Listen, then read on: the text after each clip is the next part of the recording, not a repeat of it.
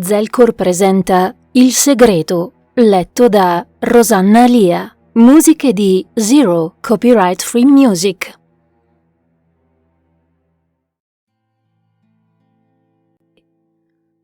Quando sua madre cambiò stazione radiofonica con un gesto brusco, troncando a metà il clinico resoconto che lo speaker stava facendo a proposito del mostro di Corntown, Larry le lanciò un'occhiataccia e azzardò a una protesta che venne zittita con la stessa imperiosa facilità con la quale la donna aveva messo a tacere il giornalista della radio. Larry, che oscillava in quella fase della vita dove i serial killer sembrano quasi supereroi, sebbene di quelli che non salvano le persone, esalò l'ultimo di un'infinita serie di amareggiati sospiri da che quel viaggio era iniziato. Mentre tentava di concentrare il suo odio e la sua rabbia sulla cantante country che con i suoi melensi gorgheggi aveva spodestato la cronaca del mattino, il dodicenne pensava che fosse inutile combattere contro un giorno di merda. Ogni suo tentativo di renderlo migliore era stato eluso con l'umiliante semplicità con la quale Ivan Drago aveva mandato KO Apollo Creed. Spostò lo sguardo oltre il finestrino, anche sapendo che non avrebbe ricevuto alcuna valida distrazione dall'esterno. Ormai era quasi un'ora che il panorama si era ostinatamente sintonizzato su infinite distese di grano, fattorie e qualche silos. Il Kansas era uno schifo in generale, ma quella zona era decisamente la peggiore, se non altro per il fatto che vi abitava quel demente di suo zio Bill. Era proprio da lui che si stavano dirigendo in quel momento, percorrendo strade sperdute che tagliavano ad angolo retto i filari. Era come viaggiare sul set del film I figli del grano. Larry aveva visto lo zio Bill poche volte, forse 2 o 3, non ricordava. Zio Bill era un argomento tabù nella famiglia Crosby. Si parlava poco di lui, solitamente con il fare sbrigativo e sprezzante riservato alle pecore nere dell'ovile. Lo si coronava con aggettivi quali strano oppure eccentrico, talvolta persino pazzo. Naturalmente, quando sua madre aveva preso l'infelice decisione di portarlo da suo fratello Bill, tutte le dicerie sul caro zio erano state frettolosamente ridimensionate. In realtà Larry sapeva che a sua madre quell'uomo non piaceva e che aveva faticato moltissimo per convincerlo a ospitare il nipote per quella settimana. La signora Crosby per giorni si era trovata al centro di un feroce fuoco incrociato. Da una parte Larry che puntava i piedi, contrario alla decisione di essere depositato da quel parente semisconosciuto e dalla fama pessima, dall'altra lo stesso zio Bill per nulla incline a volere smuovere la sua quiete domestica con la presenza estranea di un nipote del quale non ricordava neppure il nome. A Larry bruciava il sangue, si ripensava che soltanto per un soffio non era riuscito a persuadere sua madre a lasciarlo da Jacob, il suo migliore amico. Se solo quello stupido non si fosse fatto beccare con uno spinello dai suoi genitori. Pertanto, la signora Crosby aveva reputato sconveniente che Larry abitasse per una settimana sotto lo stesso tetto di un ragazzino che a 12 anni già sapeva rollare una canna. Altre opzioni non ce n'erano state. La signora Crosby e suo figlio si erano trasferiti dopo la morte del capofamiglia, ovvero poco meno di un anno. E non c'era nessuno nel vicinato che avesse restituito alla donna abbastanza fiducia da affidargli il figlio. A dire il vero, non riponeva molta fiducia neanche in suo fratello Bill, ma se non altro quest'ultimo era di famiglia. E poi una settimana sarebbe passata prima che tutti loro avessero tempo di lamentarsi della situazione.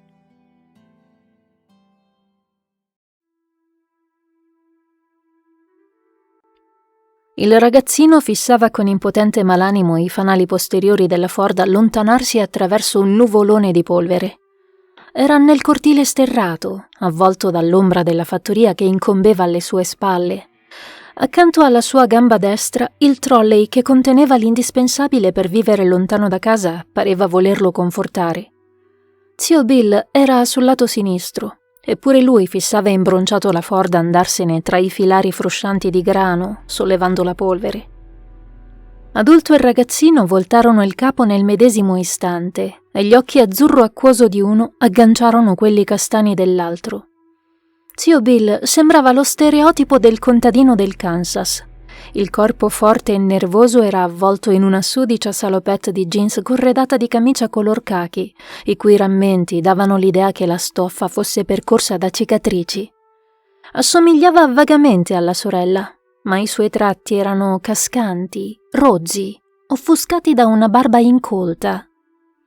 Di colpo Larry scoprì di essere a disagio in sua compagnia, e non solo perché era cresciuto ascoltando aneddoti non proprio edificanti sul conto di quel tipo così strano, ma proprio perché sentiva una vibrazione negativa emanare dal corpo dell'uomo al pari dell'alone di cattivo odore che egli trasudava. Un puzzo dolciastro che ricordava le pesche quando vanno a male.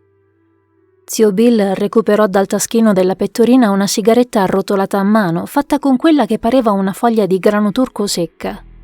L'accese dopo essersela portata alla bocca, sbuffò un'acre nube azzurrognola e si diresse verso la veranda.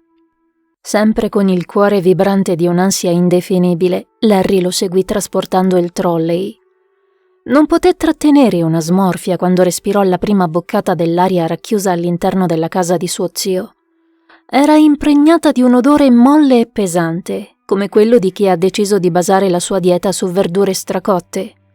Tutte le imposte erano chiuse, intrappolando all'interno una penombra che sfumava i contorni dei vecchi mobili malandati e offuscava i volti delle poche foto incorniciate alle pareti, dove la vecchia carta da parati trasudava chiazze di umidità simili ai disegni che certi psichiatri mostrano ai loro pazienti. Lo zio Bill si disinteressò al nipote praticamente nel giro di 5 minuti, dopo aver fatto qualche ruvido e inefficace tentativo di conversazione. Così Larry si dedicò al compito di esplorare quella che, per 7 giorni e 7 notti, sarebbe stata casa sua. Non fu un giro lungo. La casa aveva solo 6 stanze, 3 al pianterreno e 3 al primo piano. Sotto lo sguardo sgomento del ragazzino non apparve nulla che testimoniasse l'avvento del XXI secolo. Al posto dei fornelli c'era una cucina a legna tenuta insieme dalla ruggine. Il lavello a doppio pozzetto era ancora più antiquato, con i rubinetti che si allungavano da piastrelle giallognole, mentre il linoleum gibbuto minacciò di farlo inciampare più di una volta. Nell'angolo che fungeva da salottino l'arredamento vantava solo una poltrona di cuoio, del genere che quando ti ci siedi producono imbarazzanti rumori di scoreggia, posta di fronte a un televisore che aveva tutta l'aria di trasmettere ancora le immagini in bianco e nero. Al piano di sopra la situazione era ancora più sconfortante, ovvero un tozzo corridoio che portava a un minuscolo ripostiglio e a 2 camere da letto, quella di zio Bill e quella che sarebbe stata sua. Tale visione gli fece quasi salire le lacrime agli occhi. Davvero doveva trascorrere lì una settimana intera. La puzza di quella casa l'avrebbe avvelenato, ne era sicuro. Se avesse avuto il cellulare avrebbe chiamato sua madre, chiedendole no, supplicandola di tornare indietro. Sapeva di non poterlo fare. Quel raduno aziendale era un'occasione importante per lei. Avrebbe avuto modo di mostrare alcuni suoi progetti al suo capo, lisciargli il pelo, come lei stessa diceva. Si trovavano in cattive acque e la signora Crosby stava cercando di sfruttare ogni appiglio per mettersi in luce, per ottenere una promozione o almeno un aumento di stipendio. Fece uno svogliato giro su se stesso. Oltre al letto c'erano un armadio a muro e un comodino. Su una parete spiccava un grosso crocifisso di gesso. Non era il primo che Larry individuava in quella dimora e si chiese se l'isolamento nel quale zio Bill si era ritirato non facesse parte di qualche estremismo religioso. Sul comodino notò qualcosa che produsse in lui un seppur debole barlume di speranza. Una vecchia radiosveglia la cui plastica, un tempo bianca, era stata progressivamente scurita dagli anni fino a diventare tinta mandorla. Larry l'accese, girò la manopola, generando una scarica elettrostatica dagli altoparlanti. Sollevò e distese l'antenna telescopica. Dai fischi e stridori emersero note musicali distorte che divennero via via più distinte. Non raggiunsero mai una vera nitidezza, ma era accettabile.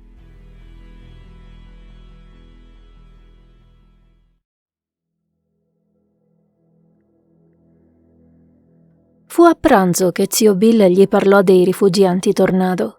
Disse che la fattoria ne aveva 2. A uno di questi si accedeva sul lato nord dell'edificio, mentre l'altro era più distante e non sicuro. Anzi, era di certo meglio se Larry ci fosse rimasto alla larga.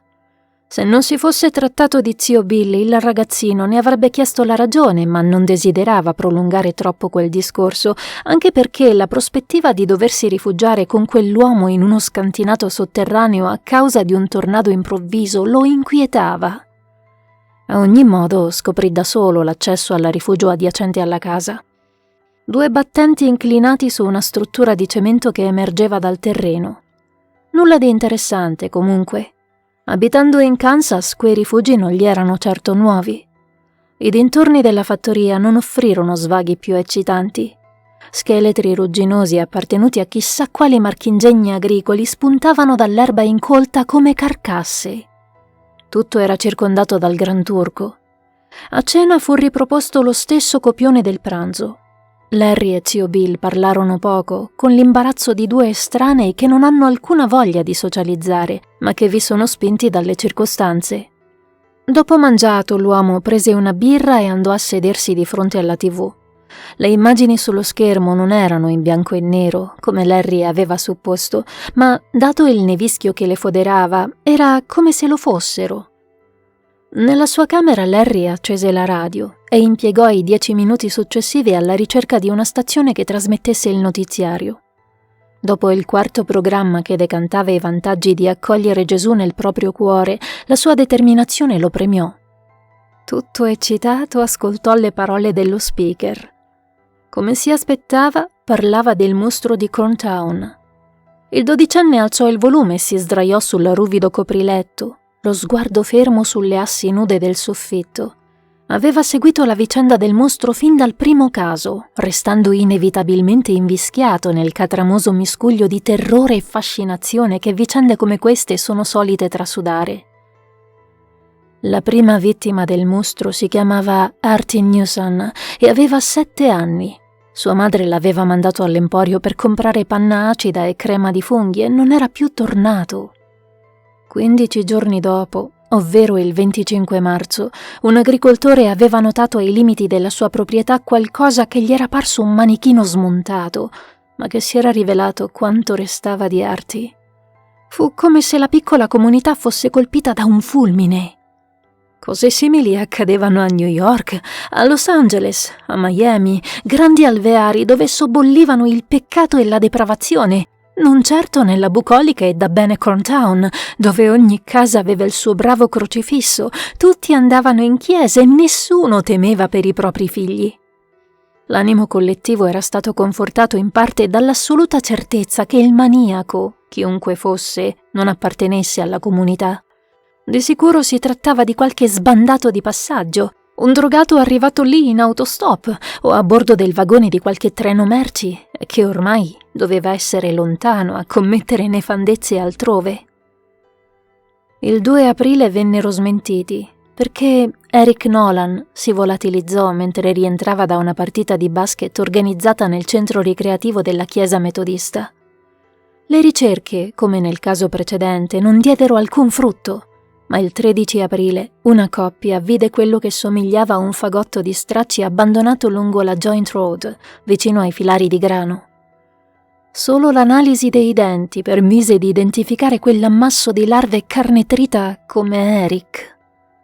Da quel momento in poi i giornali cominciarono a parlare del mostro, maturando un clima di sospetto fra i cittadini, i quali iniziarono a domandarsi di chi potersi fidare e quali sorrisi nascondessero invece orridi intenti. Le autopsie portarono a identiche conclusioni. Sia nel caso Newson che nel caso Nolan, il mostro aveva tenuto le sue piccole vittime in vita per più giorni, durante i quali aveva fatto loro delle cose tanto orribili che i giornali locali non avevano avuto il coraggio di riportarle. Per oltre un mese Corntown aveva tenuto la guardia alta, istituendo un coprifuoco e guardando ogni forestiero come se avesse la scritta «assassino» tatuata in fronte. Ma alla fine, complice anche il bel tempo e la naturale tendenza umana a non voler restare troppo vigile, tutti avevano sentenziato che il peggio doveva essere ormai passato, fiduciosi nella polizia e nel buon Dio, non necessariamente in tale ordine.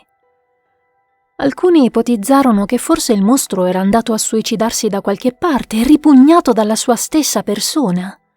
Anche Larry l'aveva pensato, poiché aveva letto che molti assassini seriali finivano con l'essere schiacciati dal rimorso delle proprie azioni, uccidendosi. Domenica 19 maggio, una coppia sconvolta entrò nell'ufficio dello sceriffo Utterson, farfugliando qualcosa riguardo al fatto che Nick, il loro bambino di 9 anni, stava giocando tranquillo nel giardino sul retro, ma quando la madre era uscita per dirgli di rientrare, non c'era più. Il mostro aveva colpito ancora e la conferma la si ebbe l'ultimo giorno del mese, quando il corpicino martoriato di Nick Mellinger fu scoperto a galleggiare nell'acqua melmosa di un canale. Le modalità erano le stesse dei casi precedenti: sequestro, detenzione, tortura e morte. L'agitazione raggiunse i massimi livelli, soprattutto in vista della chiusura estiva della scuola, luoghi dove i bambini sarebbero rimasti al sicuro almeno per mezza giornata. Con trepidazione, stando bene attento a non farsi accorgere da sua madre, la quale riteneva la cronaca nera roba per gente morbosa, Larry aveva attinto il più possibile da giornali, radio, televisione e internet. Ciò che apprendeva lo agitava fino a togliergli il sonno e sovente si era barcamenato in terribili fantasie nelle quali si trovava a tu per tu con il mostro. Come ci si comportava in simili frangenti? Come ci si salvava quando un adulto al quale era andato di volta il cervello ti catturava, chiudendoti in un granaio o lasciandoti incaprettato in una mansarda? Cosa dovevano avere vissuto Artie Newson, Eric Nolan, Nick Mellinger durante i loro ultimi giorni di vita, sapendo di essere in balia di un folle che li avrebbe fatti a pezzi? 3 giorni dopo il termine delle elezioni, la polizia aveva iniziato a ricostruire gli ultimi movimenti di Charlie Zimmer, un ragazzino di 10 anni del quale si erano perse le tracce. Larry era particolarmente ansioso per quel che riguardava il destino di Charlie, siccome il ragazzo abitava mezzo isolato da lui e spesso si erano frequentati, anche se non in modo approfondito. Ciò contribuiva a spogliare la vicenda del suo smalto da telefilm, riducendola a qualcosa di atrocemente reale e tangibile. Era capitato a Charlie Zimmer. Poteva capitare a chiunque. La voce dello speaker lasciò posto a uno spot sull'ultimo film della Disney e Larry spense la radio. Ufficialmente Charlie era ancora dichiarato scomparso, ma era opinione comune che ben presto qualcuno avrebbe scoperto i suoi resti in un fosso che delimitava i filari, martoriato dai corvi e dagli avvoltoi. In quel momento Larry si rese conto che zio Bill era dietro la porta. Non poteva vederlo, eppure ne avvertì la presenza come si avverte una crescente tensione elettrica. Smise di respirare, le orecchie tese. Si udiva il sibilare provocato dall'aria che entrava e usciva dalle narici setolose dell'uomo che sostava dietro la porta. Da quanto era lì? Si domandò nervoso Larry. Un attimo dopo udì il quieto tonfo di passi che si allontanavano nel corridoio.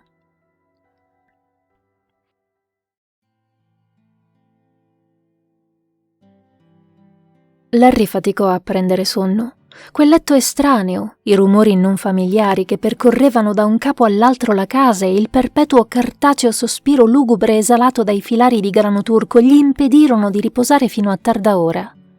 Pertanto, quando aprì gli occhi era già mattino inoltrato. Scendendo da basso, constatò con un certo sollievo che zio Bill era uscito. Ripensò alla notte prima e il ricordo di suo zio che sembrava spiarlo da dietro la porta ridestò nuovi brividi spiacevoli sotto la pelle. Decise che avrebbe fatto il possibile da quel momento in poi per evitare di averci a che fare, se non all'ora dei pasti. Dopo colazione provò a guardare la TV, ma le immagini offuscate e l'audio gracchiante lo infastidirono al punto che spense lo schermo con un moto di stizza.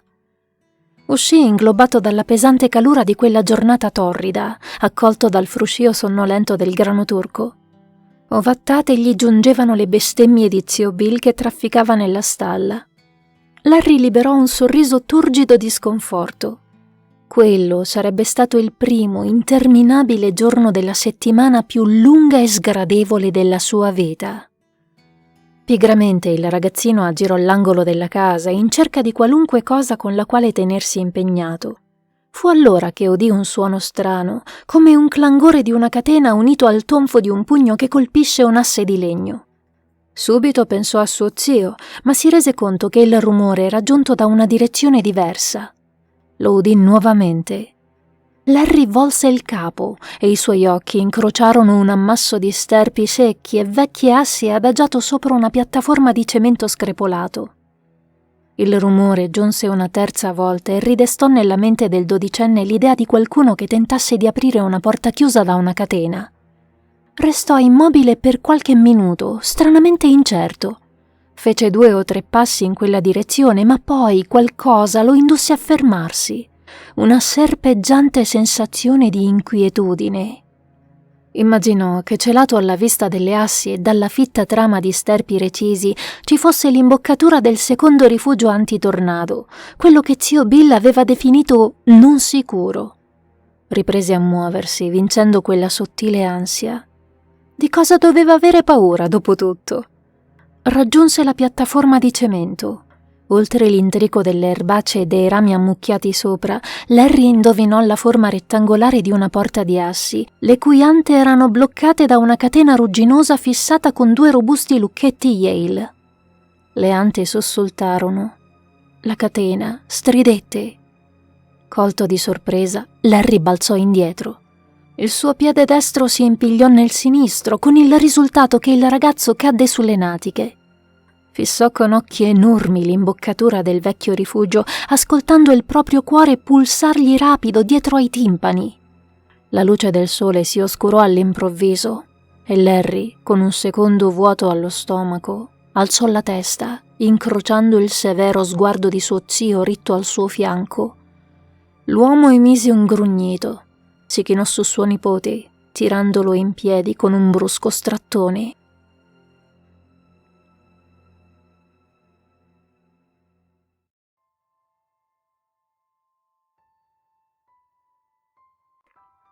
Sua madre chiamò verso sera e, sebbene fremesse dalla voglia di dirglielo, Larry non poté accennare a come zio Bill l'aveva maltrattato, né al livido a forma di mano che gli avvolgeva il braccio poco sotto al gomito, laddove la ruvida e potente mano dell'uomo l'aveva ghermito per trascinarlo via dal rifugio antitornado in disuso.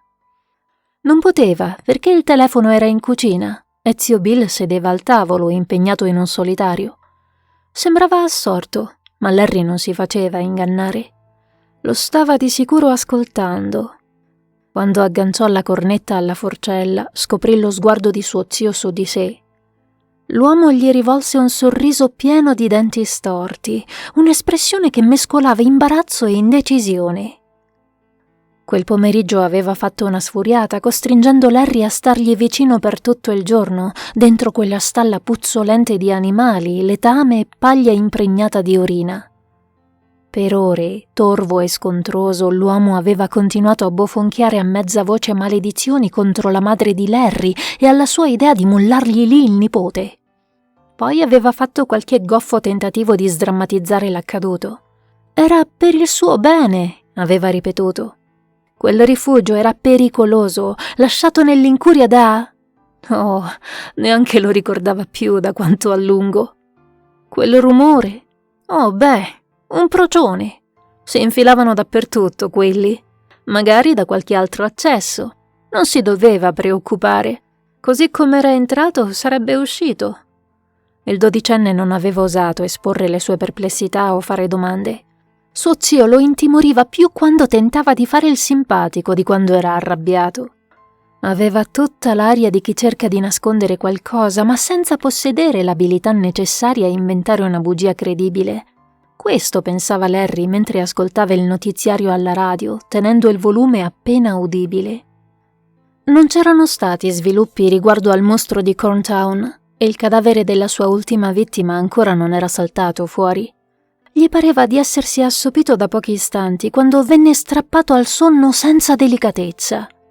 Si trovò confuso in mezzo al buio.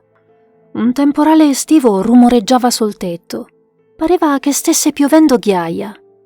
Era stato un tuono a svegliarlo, senza dubbio. Chiuse di nuovo gli occhi cercando di riprendere sonno. Lo sentì ancora. Non era il fragore del tuono, ma un rumore diverso, come una porta che sbatte, o meglio, che ci prova.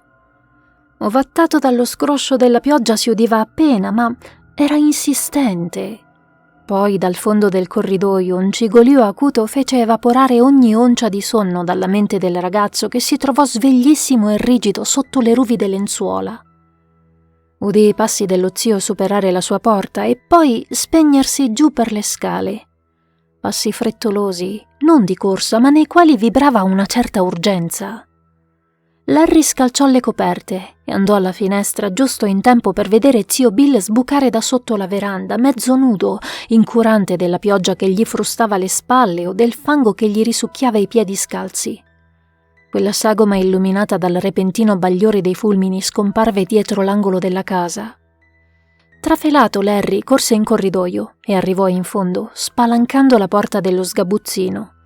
L'odore stagnante di polvere e vecchie carabattole gli diede il benvenuto mentre raggiungeva la finestrella che dava sulla porzione di terreno dove era stato scavato il vecchio rifugio antitornado.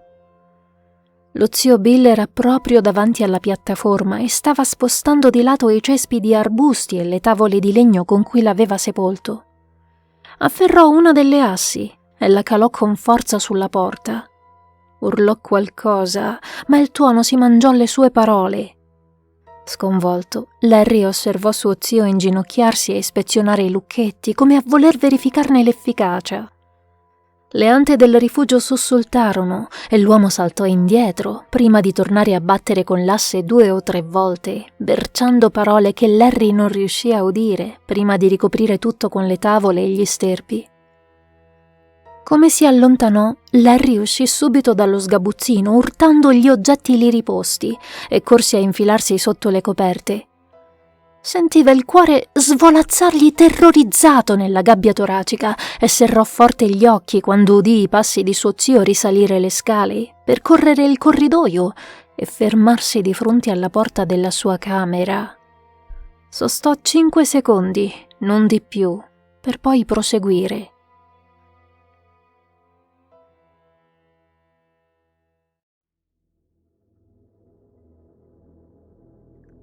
Il giorno dopo la pioggia spazzava ancora i folti campi di grano turco.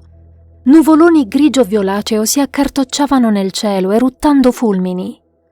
Larry trascorse molto tempo a lanciare sguardi apprensivi fuori dalla finestra, sperando che il temporale non degenerasse in qualcosa di nettamente peggiore.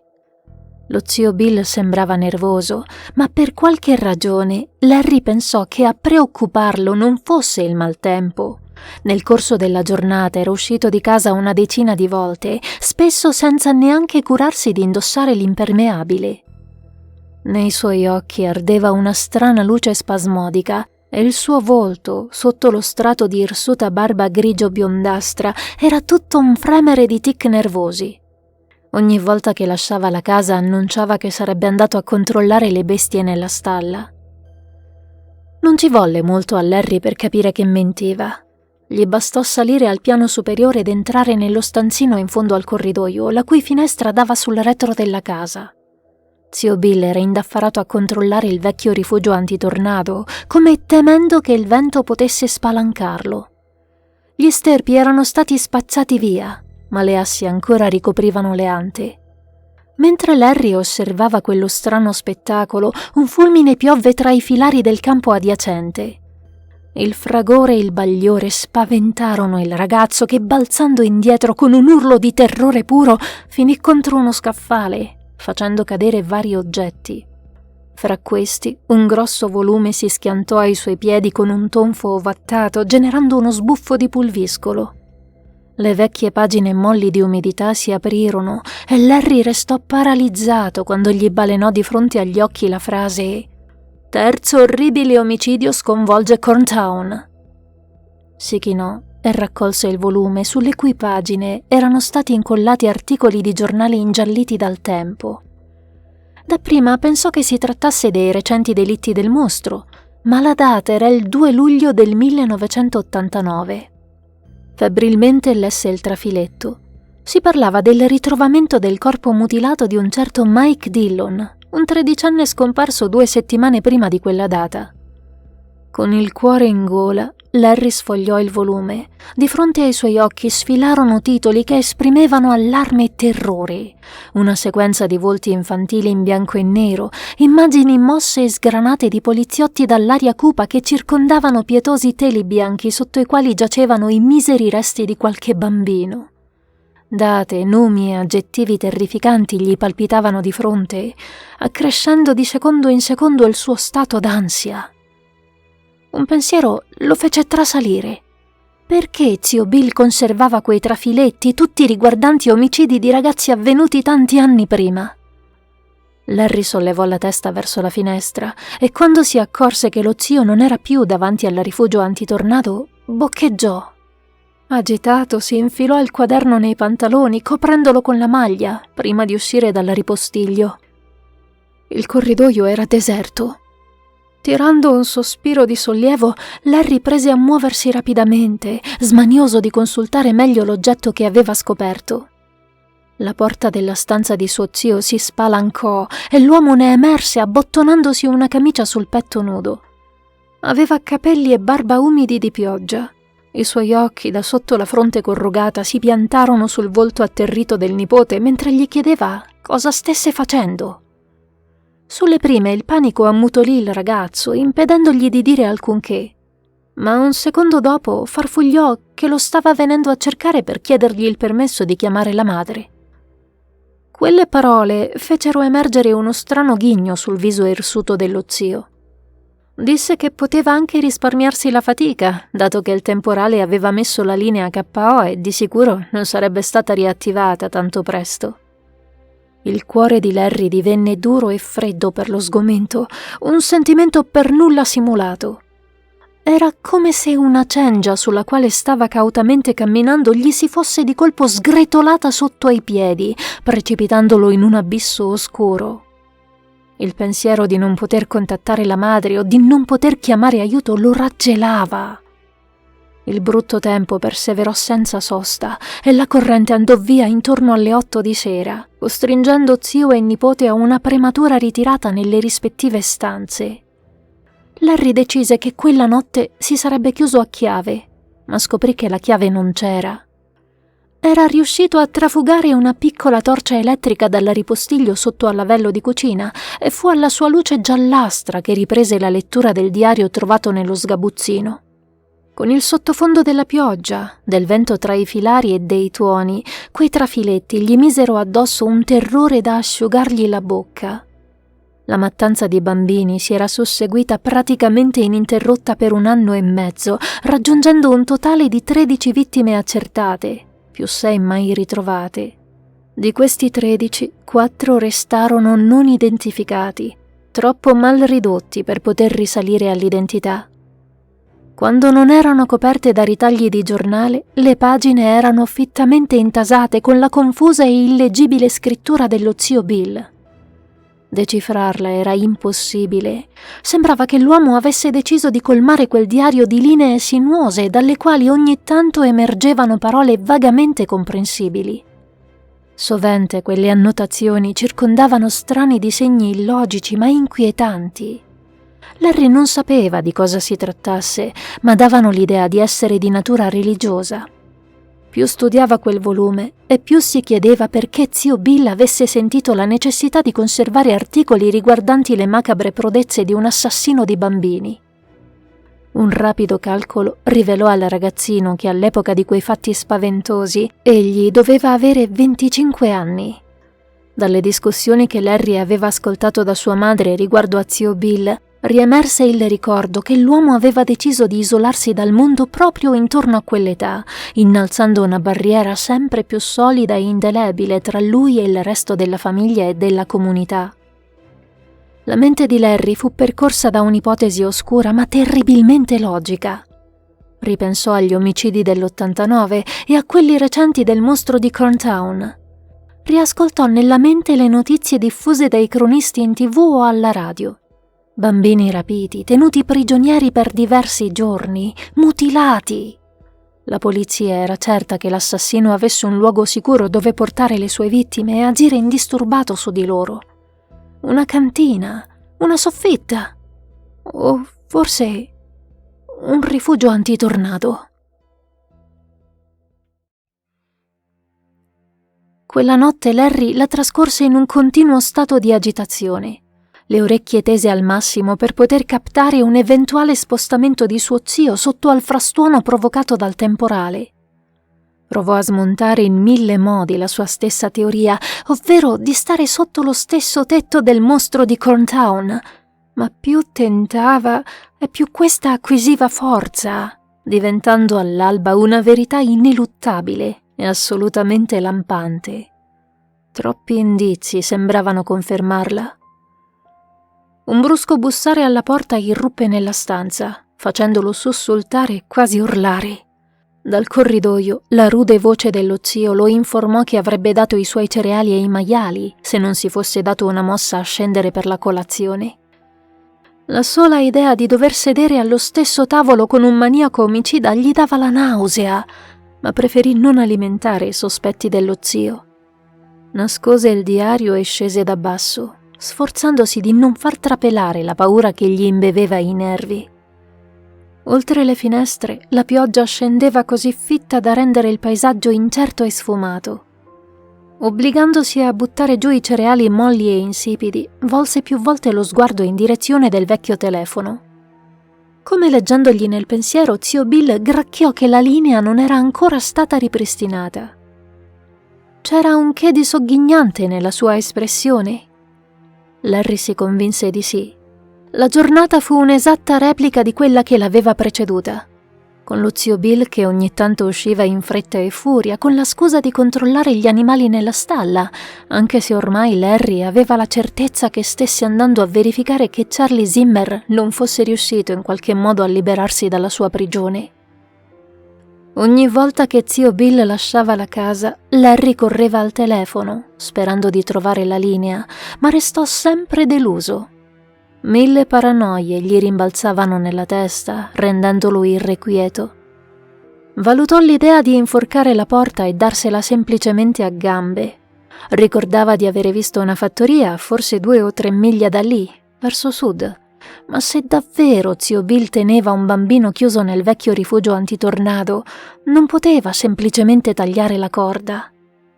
Approfittando dell'assenza dell'uomo si recò all'ingresso dove, appesa alla parete, stava una rastrelliera di legno alla quale erano appese diverse chiavi. Fra queste ne individuò un paio piccole, piatte e lucide, che avevano tutta l'aria di servire per aprire un lucchetto. Allungò la mano verso di esse e la porta si spalancò. Larry ritrasse il braccio, pieno di terrore, ma si rese conto che zio Bill non l'aveva visto per via del cappuccio dell'impermeabile calato sugli occhi. Borbottando maledizioni a denti stretti contro il temporale, l'uomo si sfilò le fangose galosce e appese il cappotto gocciolante, rivolgendo al nipote uno sguardo scontroso, intimandogli che se aveva intenzione di uscire, aveva proprio capito male. Larry disse che non ne aveva la minima voglia e si affrettò a salire nella propria stanza con la mente che lavorava a pieno regime, incalzata dal panico. Le tenebre parvero calare prima del solito a causa dello spesso strato di nuvole plumbee che soffocavano il cielo. Alle 5 pareva già notte inoltrata. La corrente se ne andò prima dell'ora di cena, tanto che zio e nipote cenarono al lume di candela, senza scambiarsi le solite 4 chiacchiere svogliate. Non appena ebbe finito di mangiare, Larry filò subito in camera sua. La prospettiva di ciò che aveva in mente lo terrorizzava fino a dargli i tremori, ma sentiva che non poteva fare diversamente. Non aveva idea di quando il telefono avrebbe di nuovo funzionato, permettendogli di chiamare la polizia. E se avesse lasciato la fattoria, suo zio avrebbe di certo provveduto a fare sparire Charlie Zimmer. Certo, sicuramente non sarebbe riuscito a cancellare ogni traccia, ma anche se qualche indizio lo avesse incriminato, non sarebbe cambiato il fatto che il ragazzino sarebbe morto in ogni caso. No, se doveva fuggire, doveva portare Charlie con sé.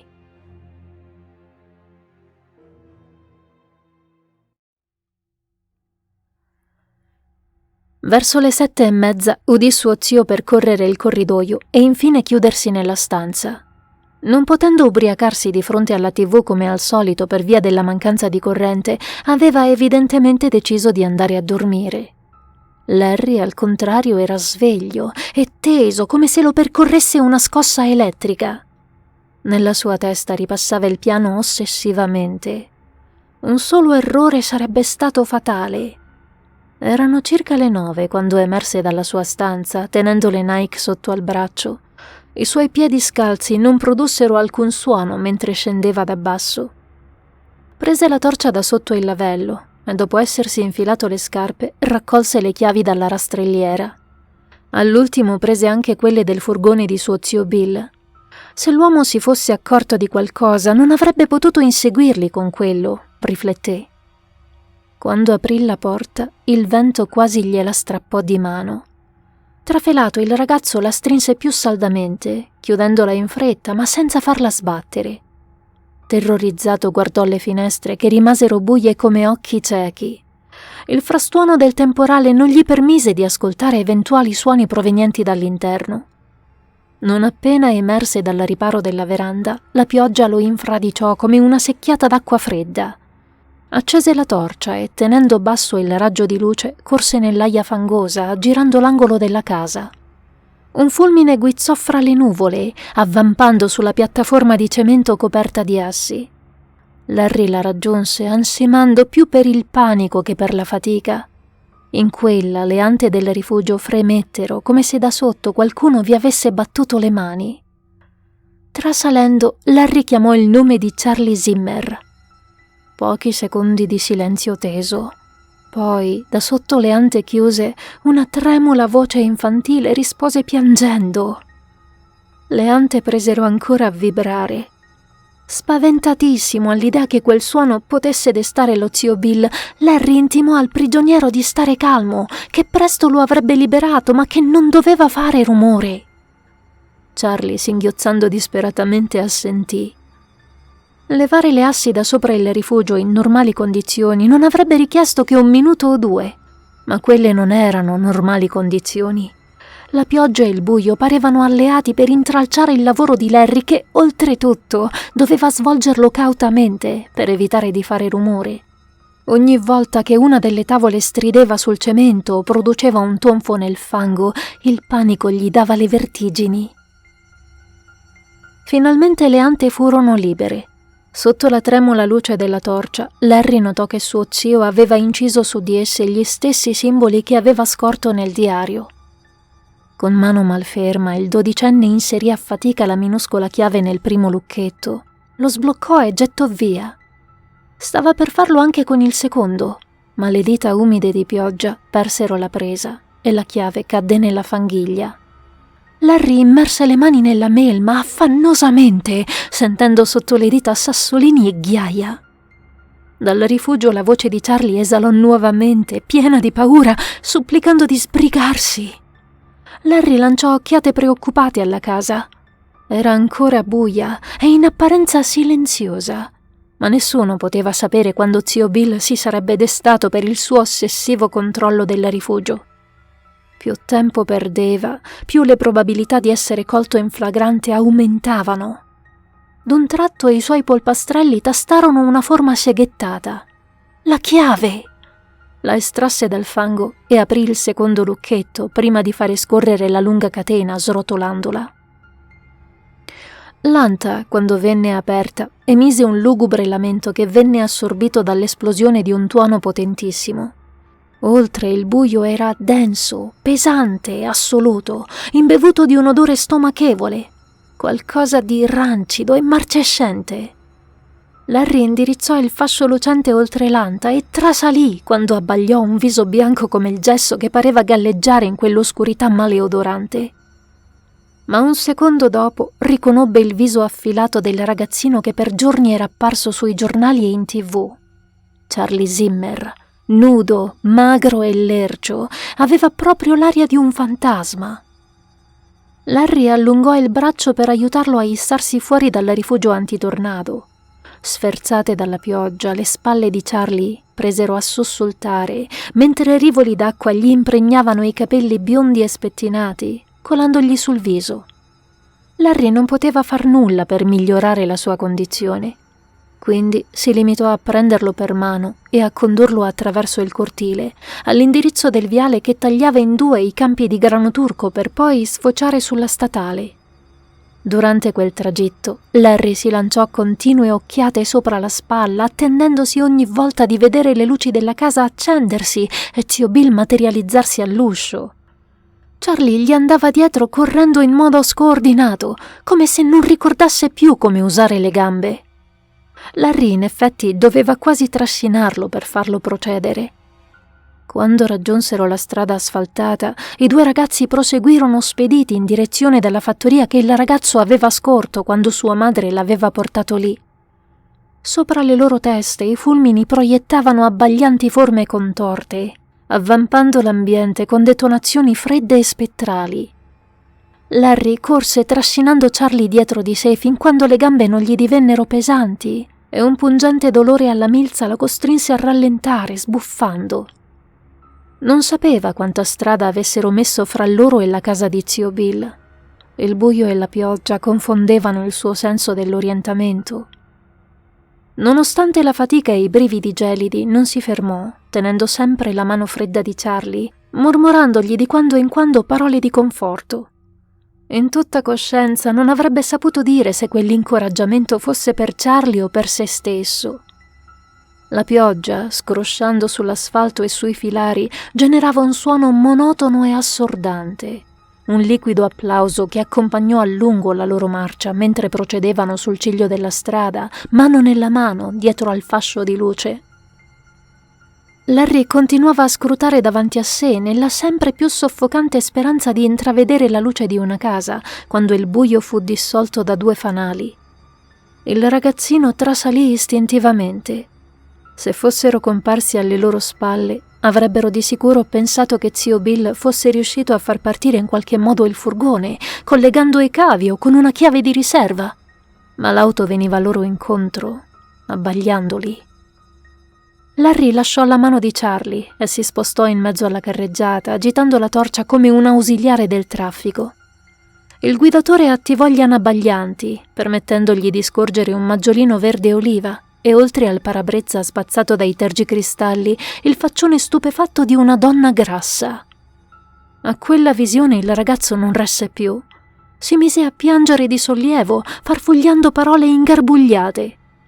La donna grassa emerse dal maggiolino, sempre con quell'espressione di incredulità, e si fece avanti, lo sguardo che guizzava da Charlie a Larry e viceversa. Un grosso crocefisso le ballonzolava fra i seni gargantueschi. «Signore onnipotente, ma che cosa vi è capitato?»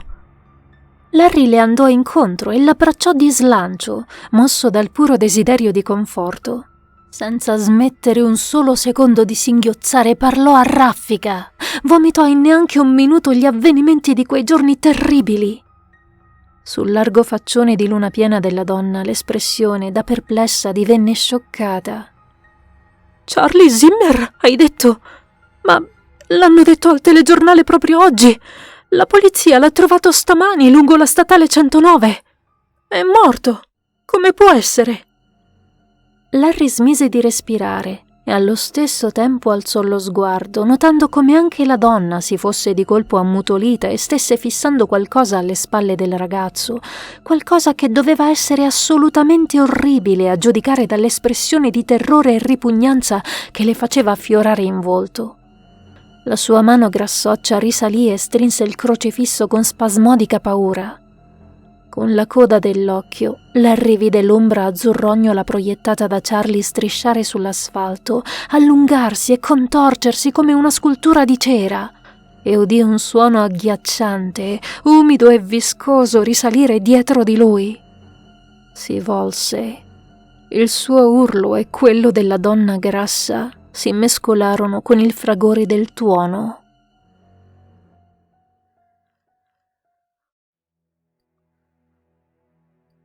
Neppure i veterani della polizia avevano mai avuto a che fare in tanti anni di onorabile carriera con un pazzo delle proporzioni di Bill Stevenson. Nessun membro delle forze dell'ordine lo diceva espressamente, meno che mai di fronte a orecchie indiscrete, ma era una gran bella cosa che avesse deciso di farla finita impiccandosi nella cella, usando i propri pantaloni come cappio. Peccato non avesse deciso di farlo prima di uccidere tutti quei ragazzini, suo nipote e quella povera donna.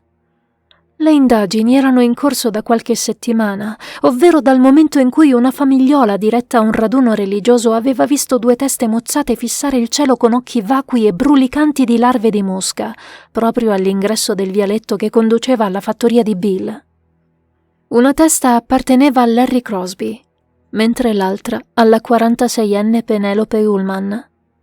Dopo la segnalazione gli agenti si erano recati sul posto e da lì avevano scoperchiato un orribile vaso di Pandora. Bill, l'uomo che abitava la fattoria, aveva dato di matto e gli agenti erano stati costretti a inibirlo con violenza. Per tutto il tempo non aveva fatto altro che sbraitare frasi senza senso a proposito di qualcuno che lui aveva imprigionato nel rifugio antitornado e che non doveva essere liberato. In effetti, il più vecchio dei 2 bunker scoperti nella proprietà aveva tutta l'aria di essere stato usato come cella per tenervi qualcuno rinchiuso, sebbene i poliziotti lo avessero trovato vuoto. Una successiva perquisizione aveva portato alla luce un trolley pieno di vestiti e oggetti di Larry Crosby, nonché una sorta di diario che conteneva ritagli di giornale riguardanti delitti irrisolti molto simili a quelli commessi dal mostro di Corntown, ma avvenuti sul finire degli anni '80. Benché la maggior parte dei media avesse già espresso un verdetto di colpevolezza nei confronti del fattore Bill, alcuni avevano storto il naso. Possibile che un killer così inafferrabile e accorto avesse voluto svelarsi al mondo, lasciando le teste mozzate delle sue ultime vittime praticamente davanti a casa propria? Ma l'atteggiamento isterico e psicotico di Bill convinse molti che la sua mente stesse scompensando. Come giustificare se no quei balbettanti deliri e quelle mezze frasi riguardo a una fantomatica cosa che da anni teneva chiusa nel rifugio sotterraneo? I detective che lo interrogarono restarono sbalorditi da tali dichiarazioni che dovettero in gran parte decifrare da frasi isteriche e parossismi di rabbia. Quando il capo della polizia lesse il rapporto, li guardò con aria perplessa e chiedendo loro se quel tipo credesse davvero in quello che andava dicendo. A quanto pareva sì. Bill affermava di essere riuscito a catturare la creatura la prima volta nell'89, dopo che essa aveva ucciso tutti quei ragazzini. C'era riuscito grazie alle conoscenze di un vecchio nativo della zona, una sorta di santone esperto di occultismo.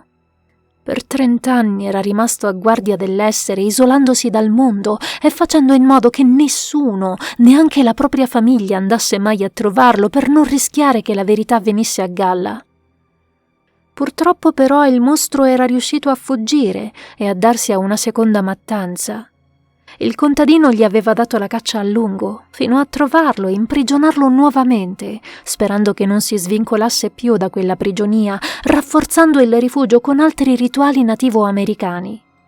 Quando gli chiesero come mai nessuno si fosse accorto della presenza di una creatura non umana dedita al massacro che gironzolava per i campi di grano, Bill aveva la risposta pronta. Era un mutaforma, aveva affermato con sicurezza sprezzante. A quel punto tutto il distretto si era convinto di avere a che fare con la mente più malata di tutto il Kansas, forse di tutti gli Stati Uniti.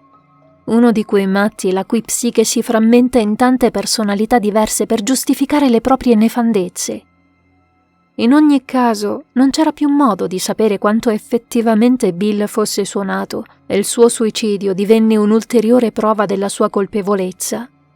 L'ira e il clamore del pubblico si sollevarono e abbassarono come un'onda in piena, prima che tutta la vicenda venisse occultata sotto al tappeto dell'oblio. Almeno fino a quando, appena 3 mesi dopo, non scomparve un altro ragazzino.